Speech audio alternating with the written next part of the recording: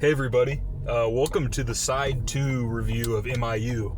Yesterday I did side 1 and I was actually sort of impressed that I was able to just off the dome get all 6 tracks on side 1. Kind of thought that would be a problem for me, but that ended up working alright. So before I get into side 2, I do want to mention that, especially on this side, I'm sure I forgot to credit him on some of the tracks on side 1. But I want to talk about Ron Altbach for a little bit. He was a member of the King Harvest group. To be fair, I didn't know much music by them except for the big single they had, Dancing in the Moonlight. I think if you hear that song, or if that song's not ringing a bell, but then you go listen to it, you'll be like, oh yeah, that song. And that's a great song, groovy song. But he was kind of a co-writer on some of these songs as well. And his name will be important on one of the tracks on this side. So I just didn't want to ignore Ron Altbach because he is definitely important to this album. And he ended up being, I believe, a touring member for the band for a while, as well as part of Mike Love's Celebration side band.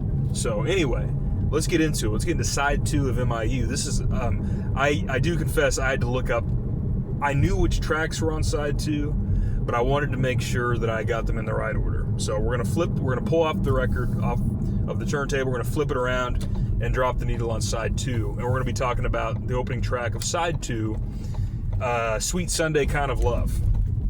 And I did confirm this is a Brian Wilson pinned track with brother Carl on lead vocal. And this song was one that I kind of slept on when I first heard the album. I thought, it seems kind of, just something doesn't quite seem right. Something about it just seems a little not full, or just was kind of wispy, or something it just didn't seem like a song that I was incredibly interested in. But then after a few more listens, it slowly worked its way up as one of the stronger tracks on M.I.U. It's definitely a Brian Wilson production. Clearly you can just tell the way the drums kind of come in and out. It's got that organ. It feels very Brian. But Carl, let's also address this too. Carl and Dennis are not on this album a ton. I don't even believe they made the trip out to Iowa for the Iowa M.I.U. Fairfield sessions. So they are kind of hesitantly on this album. And one of the clear pieces where Carl is on this album is on Sweet Sunday Kind of Love. And of course, as Carl, he just keeps getting better and better. He turns in such a great vocal. He really sells the sweetness of the sentiment of the song. This song is very just about a lazy Sunday morning, a lazy Sunday day, where you just can, enjoy life. And one of my favorite lines is in the song is where he says, "We'll read the funnies together." That is just to me, that's just such a funny line. I don't know why, just calling it the funnies. And it's about, just a couple just enjoying the peaceful tranquility of a Sunday, a sweet Sunday kind of love. But I love the production. I love that line when Carl does, "Why don't we unplug the phone?" He really just sells that arc of the notes, and it's a really nice track. So I'm going to go ahead and give this a gold star. A few years ago when I was getting into the album, I would have said, it's just another album track. But it's a nice opener to side 2. It kind of sets a chilled tempo, or a chilled pace for the rest of the side. So yeah, Sweet Sunday Kind of Love, I'm going to go ahead and toss a gold star. Track 2 on side 2 is Bells of Paris, right? Yeah, Bells of Paris. Now this is one, most people just do not like this song. They think it's corny, it's quirky, it's Mike's trying too hard to let's get into it. The song is called Bells of Paris, and that's kind of a double entendre, because it means, like the bells, the ring bells of Paris. But also, not to be outdone, we've got the belles of Paris, like the fine French ladies, as the belles of Paris. You see, get it? Get it? And that's about as deep as it gets. It's beyond this. It's this real kind of breezy. I defend a lot of these tracks more than I probably should, but Sweet Sunday Kind of Love is this kind of very light, very saccharine arrangement that kind of backs up these vocals of Mike, talking about coffee and croissants and Notre Dame, and he does it in this very, I don't know if they had a mic different, but it's almost like he's right up on the mic, and it just, the vocal production is a little over the top. It's just Mike, because again, Mike at certain points would, instead of doing the nasally thing, he would kind of do these more laid back, chilled out vocals. But there's something about where he's like if you're listening in your car, it's like Mike's just right there. It's like it's a little too much, the vocals, especially with what he's saying. I can see why the vocals are a little bit annoying, but I like the musical track of it, and it's so goofy. It's almost like Mike in company. I think this was a Mike and maybe an all-back collaboration. You could almost just imagine them looking at like a stereotypical, French, come visit France, like a brochure, and it's like, oh, hey, we've got Eiffel Tower, we've got a big baguette, one of those, French hats, I don't know what they're called at the moment, and then you could imagine him in one of those hats and like a pencil thin mustache, just being a stereotypical Frenchman. So I get a kick out of it. It's one of those things it's so dumb, I kind of enjoy it. So anyway, let's move on to Pitter Patter. I'm really getting punchy. I'm getting kind of punchy talking about Bells of Paris, and I need to just keep it more even keeled. Let's talk about Pitter Patter. This is actually a really underrated song on the album, I think. It's an Al Jardine, Mike Love co-write, and it's just about, hey, storms are coming, let's stay inside. And you can read into that whatever you want, but it's kind of got a bluesy feel. I mean, it's the Beach Boys in 1970s doing a bluesy song, but it's good. I love Mike's it looks like rain. Love that. And of course that's getting a little more of that nasal quality to his voice.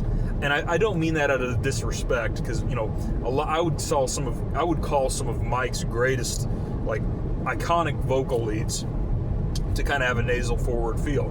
I mean, think of I Get Around. The Rand, that's right up in the nose. So anyway, this song is great. It's just about staying inside. You can hear the rain on the roof, and it does kind of do a good job painting a scene, staying inside where the fire's warm. And you get a nice interplay between Mike and Al on this track. So really do enjoy this song quite a bit. What the heck, I'm going to give it a gold star, because the guitar's great. It's got a great little guitar solo. There's some key electric pianos going on. It's great. I love it. The next track on this side is My Diane. Now, you know how I talked about how Carl was not much on this album, nor was Dennis? Well, this is one of those tracks. My Diane, I think, was recorded about at least a year before the M.I.U. sessions and the album was being compiled.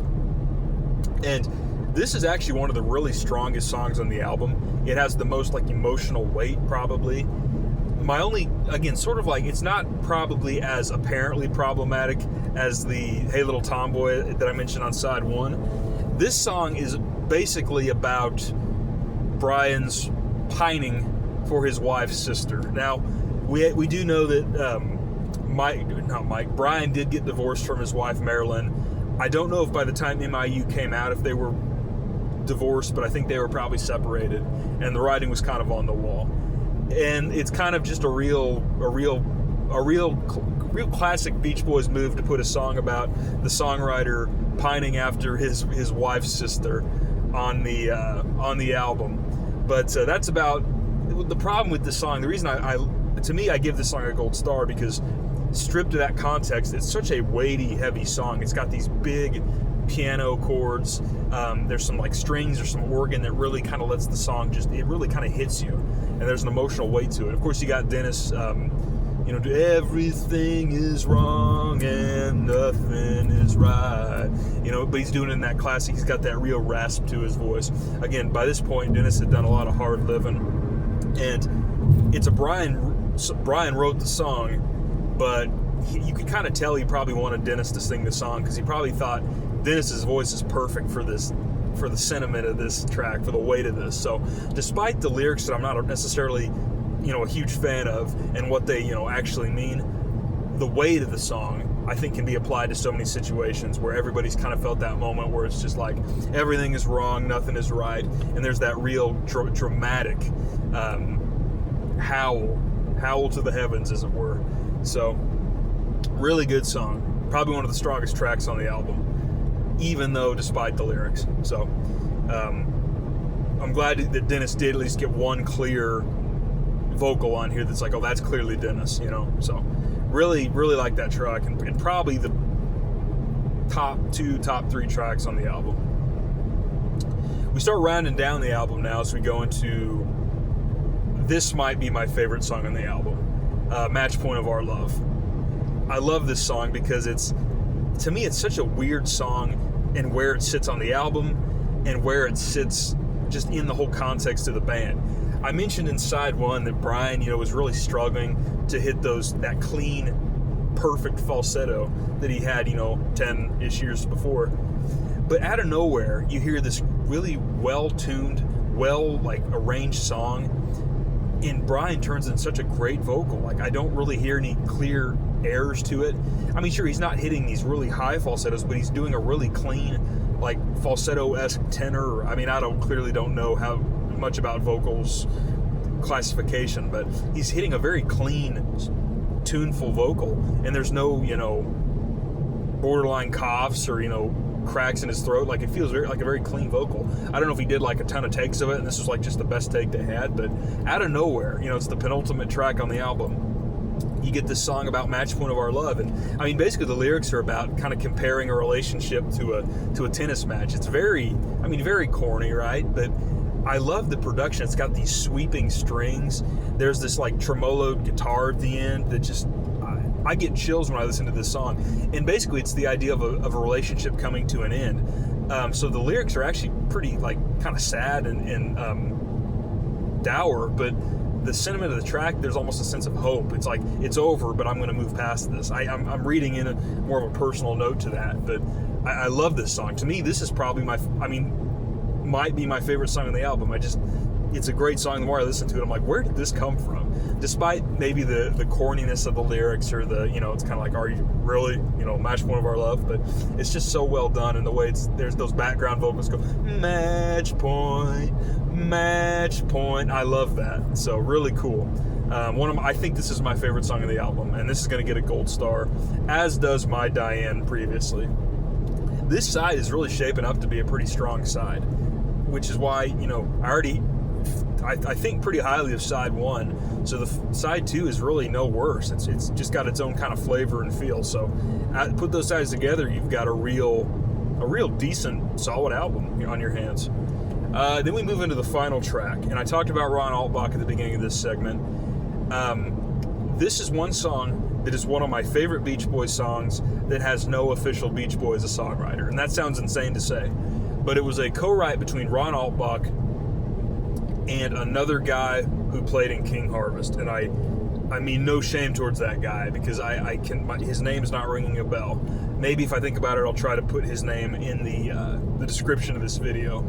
But this is almost like the band, to me, this is kind of like sort of the end of an era in a way. It's like you get an outsider's look at what's happening to the band, and basically it's, you know, the band is recognizing they're moving into a new direction, you know.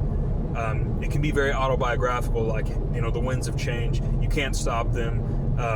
Basically, time keeps moving, and it's a very saccharine, sweet ballad.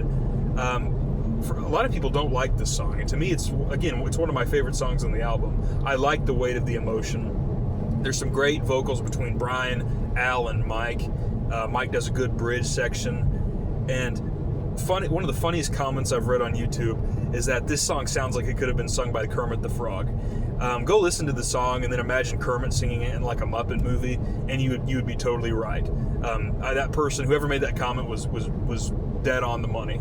So anyway, the biggest part of this song that always kind of gets me to feel something is when they kind of do that reprise at the end of "Won't last forever, forever," and that's kind of, you know, Brian's hitting this "Won't last forever." He's hitting a falsetto, and the background guys are singing the "Won't last forever." It's just this perfect interlude, and it's almost like a callback to When I Grow Up to Be a Man on the Today album, which, you know, that was released in '65. This is 78, so 13 years later.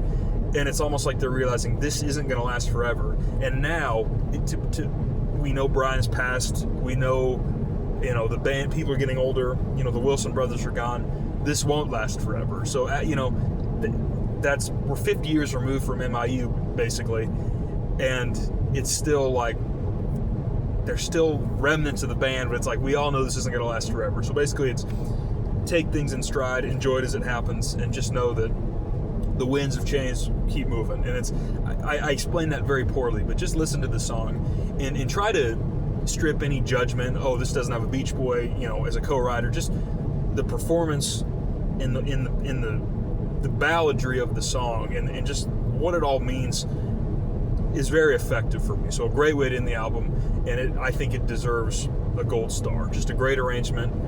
Love the lyrics. To me, it's a great, perfect song. I love it. So great ender. So all that to bring it back around. That was side 2. A lot more scattered thoughts. I feel like yesterday, side 1, I had a lot more coherence, and yet I know I made some errors and probably missaid a few things. But this one, I'm trying to get my thoughts out. But ultimately, this one had probably more gold stars on it than side 1, and I really like side 1. So overall, M.I.U., it doesn't warrant the hate that it gets. I think it's a very fine album. As you kind of grow through the different albums, and you go through and you're like, yeah, this is no Pet Sounds, this is no, Beach Boys Today, or even, some albums later. It's just, it sits in a very unique spot in the band's catalog. They're kind of ending the Warner, and that's another thing to bring up with the Winds of Change. Is like they're leaving Warner, there's uncharted territory, so it's just them kind of recognizing one chapter ends, and you move on to a new chapter, and just to me it really fits the weight of the whole Beach Boys story. So I'm going to give this an arbitrary rating. I'll give this whole album an 8.5 out of 10. I do think it's that good of an album. It's one I never get sick of, despite some of its quirks and some of its weirdness. I think it's a really solid album. So if you've never heard this and you're a Beach Boys fan, maybe you're one of those fans who's just really into like the big the big like compilation hits, the surfing, the cars, the girls, and then you might know like Wouldn't It Be Nice, some of that cursory Pet Sound stuff.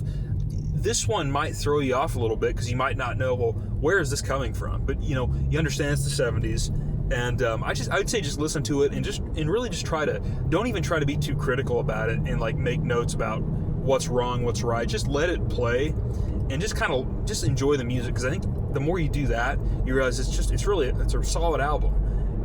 And like I said in the part 1, I think it's so much better than its parts. As a whole, it plays very well. So it's going to get 8.5 from me. If you haven't heard it, listen to it. If you've heard it and you don't like it and it's been years, try it now. Sometimes music hits you different ways at different times.